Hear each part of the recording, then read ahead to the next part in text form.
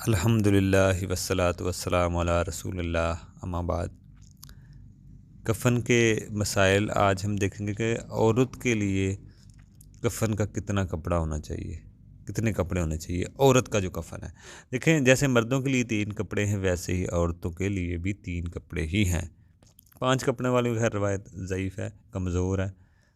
शेख नसरुद्दीन बानी रहमतुल्लाह कहते हैं कि बाकी चारों इमाम इस बात पर मुत्तफ़िक़ हैं कि औरत के लिए 5 कपड़े होने चाहिए। लेकिन इमाम मालिक के यहाँ 7 का भी ज़िक्र मिलता है। फ़िकी मालिक फ़िका मालिक जो मालकी हैं, ठीक है ना, औरत को पहले वो इज़ार कहते हैं, औरत इज़ार पहनेगी, इसके बाद वो कमीज़ पहनेगी, फिर दुपट्टा पहनेगी, इसके बाद 4 लिफ़ाफ़े हैं वो जिस्म पर लपेट देंगे। ये इमाम मालिक के यहाँ, ठीक है ना, ये इमाम मालिक के यहाँ औरत के लिए 7 कपड़े होंगे। इमाम मालिक के यहाँ औरत के लिए 7 कपड़े होंगे। इमाम इमाम शाफ़ी के यहाँ पहले इज़ार, उनका जो तरीका है, इमाम शाफ़ी के यहाँ जो तरीका है वो है पहले इज़ार बांधेगी, कमीज़ और दुपट्टा, फिर नीचे 2 कपड़े जैसे लिफ़ाफ़े, जिसे लिफ़ाफ़े कहते हैं, ये जिस्म पर लपेट देंगे। ठीक है ना, ये तो मसला इमाम शाफ़ी के यहाँ। फ़िका जो हम्बली है, फ़िका हम्बली के यहाँ पहले शर्मगा का हिस्सा आप कपड़े से बांध देंगे, इसके बाद आप इज़ार, फिर इसके ऊपर कमीज़, दुपट्टा, इसके बाद फिर 2 लिफ़ाफ़े जिस्म पर ऐसे लपेट देंगे। ये कैफ़ियत खैर फ़िका हम्बली के यहाँ 5 कपड़े होंगे। ये तफ़सील फ़िकी किताबों पर मिलती है, मौजूद है। अगर कफ़न में थोड़ा बहुत मसला बन जाए, इख्तिलाफ़ की वजह बहरहाल नहीं बनाना चाहिए, क्योंकि हदीस में कैफ़ियत नहीं आई हुई कि इस तरह ही आप करें। वो ये है कि अल्लाह के नबी को 3 कपड़ों में कफ़न दिया गया। तो औरतों के तलत से एक हदीस आती है, 5 कपड़ों के बारे में, वो हदीस ज़ईफ़ है। अगर औरत को भी एक ही कपड़े में कफ़न दे दिया गया हो तो कोई मसला नहीं है, पूरा जिस्म छुप जाए तो काफ़ी है। जो कैफ़ियत बयान की गई है ना, वो वो मुस्तहब एक अमल है, मुस्तहब है। कोई भी कैफ़ियत अख्तियार कर लें, जायज़ होगा, क्योंकि क्योंकि कोई भी कैफ़ियत हदीस में नहीं आई कफ़न के बांधने की। मुहर्रम के कफ़न के को कैसा होना चाहिए, जो मुहर्रम है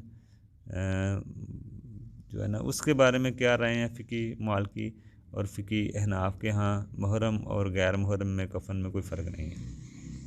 फ़िकी शवाफ़ी और फ़िका हम्बली के यहाँ मुहर्रम के कफ़न और गैर मुहर्रम के कफ़न में फ़र्क है, और मुहर्रम को इसी के 2 कपड़ों में दफनाया जाएगा, और हदीस में सराहत से आया हुआ है उसी के 2 कपड़ों में। शहीद के कफ़न इसको वैसे ही बग़ैर गुस्ल के कफ़न कर देंगे, या एक चादर पर लपेट देंगे शहीद को। ये इसका मसला है।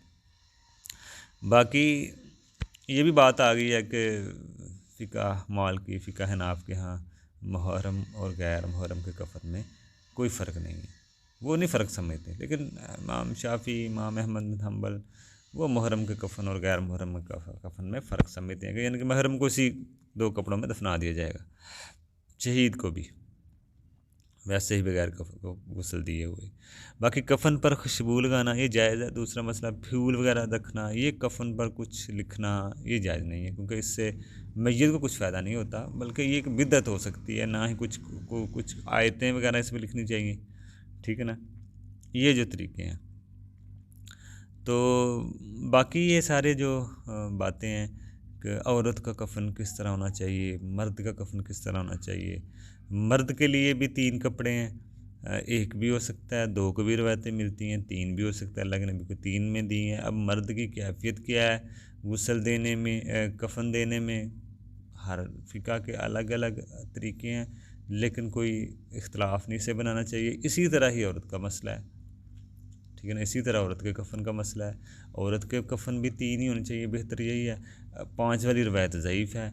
अब इसमें सभी जो फ़िका है अरबा के अंदाज़ अलग अलग हैं बांधने के। वो 5 कपड़े इसको मानते हैं, उसमें वो सारे एक ही हैं, वो 5 कपड़ों से गुस्ल देते हैं, कफ़न देते हैं। अब सब का थोड़ा थोड़ा तरीके का फ़र्क भी है बांधने का, ठीक है ना। इज़ार, दुपट्टा, कमीज़, दुपट्टा, 3 लिफ़ाफ़े, इस तरह फिर वो आखिर में बांधते हैं।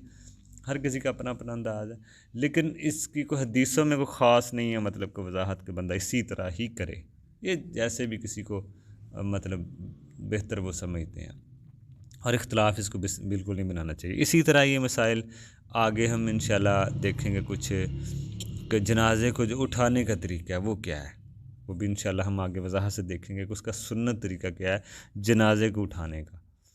तो ये चीज़ें इंशाल्लाह हम सभी भाई सीखें, ये मसाइल को भी सीखना चाहिए। बाज़ औक़ात ये मसाइल कम बयान होते हैं, ये जो हमारे जुमा के खुतबात होते हैं इसमें सिलाई बातें होती हैं, ये बातें जो होती हैं ना ये कम होती हैं वहाँ पे।